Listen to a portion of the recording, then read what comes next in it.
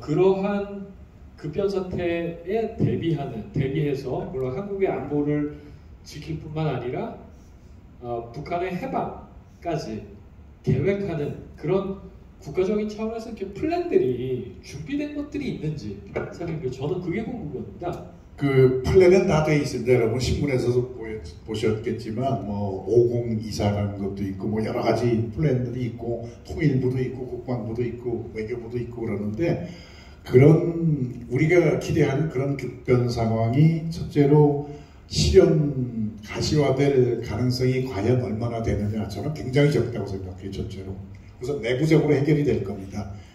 우리가 생각하는 급변 사태는 내부적으로 도저히 안 돼서 외부의 개입을 정당화할 만한 그런 상황인데 그런 상황은 저는 개입 생기지 않으려고 생각을 하고 두 번째로 설사 북한 내부적으로 해결이 안 돼서 거의 내전 상태가 됐다.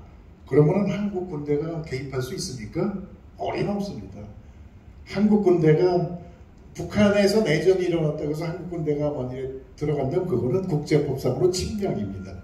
그럼 바로 북한과의 전쟁입니다. 그거는. 우리도 그런 때가 있었어요. 11.6 때. 대통령이 갑자기 살해당하고 정권이 통째로 없어졌던 시절이 있었습니다. 그리고 뭐 5.18 때 뭐 거의 내전 같은 상황이 일어났을 때도 있었지만 그렇다고 북한군이 진주에서 우리가 질서를 잡겠다 내려오는 게 말이 됩니까? 어림도 없는 얘기입니다. 그거는 우리 희망사항일 뿐이에요.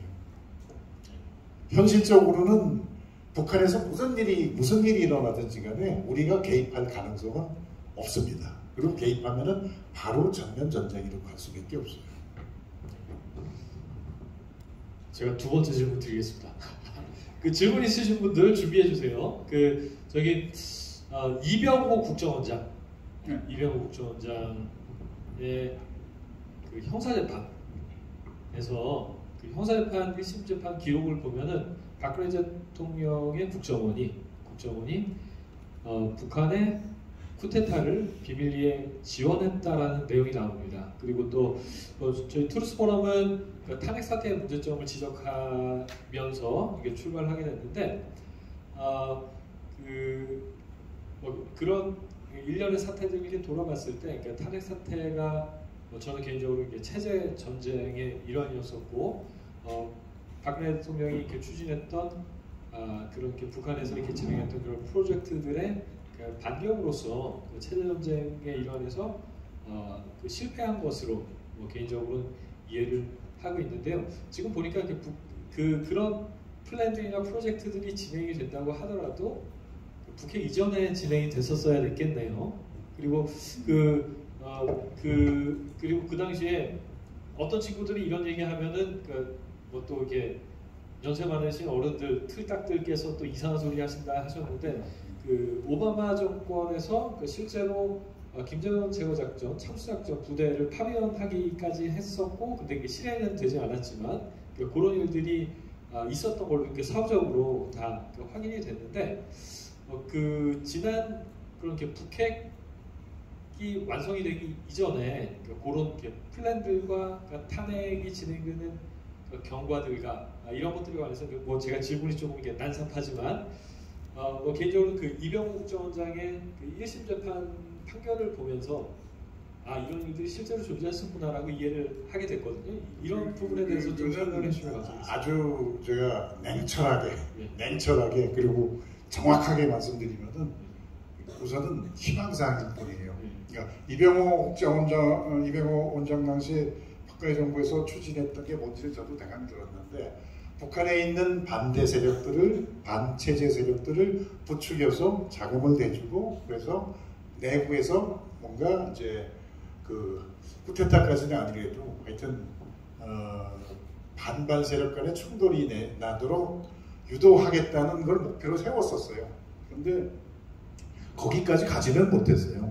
우선은 첫째로 그런 세력이 있는지도 잘 모르고 설사 있다고 한들 저 체제에서 과연 그 사람들을 우리처럼 그렇게 공공연히 반체제 세력을 구성할 수가 있겠느냐는 거고, 그런 식의 정책은 모든 나라가 다 합니다. 미국이 러시아에 대해서 하고, 러시아도 미국에 대해서 하고, 또 중국도 미국에 대해서 하고 북한도 한국에 대해서 하죠. 얼마 전에 간첩단 사건이 있었잖아요.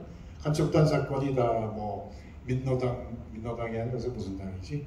그 하여튼 야당과 그 시민단체들을 지원하고 부추겨가지고 이제 반정부 활동들 하게 하고 그런 거는 모든 나라가 다 하는 일이죠. 그런데 과연 북한도 지난 70년 동안 그걸 해왔지만 그런다고 해서 남한 정부를 뒤집어 엎지는 못했습니다. 북한이 못하는 일을 우리가 할 수 있을까요? 저는 그거 시도는 해볼 수 있겠지만 그건 가능한 일이라는 생각은 안 합니다. 그래서 이병호 원장이 그런 계획을 했다는 거는 그게 박근혜 대통령 지시로 그랬는지 국정원에서 스스로 건의를 한 건지는 모르겠지만 그런 걸 했다면 사실인데 그거는 박근혜 정부 외에도 항상 했었어요. 예를 들어서 요새 저 민주당이 저거 했죠. 저 대북 삐라 금지 전단 금지법을 만들어갖고 삐라 보내는 걸 지금 이제 범죄화해서 구속을 하거든요.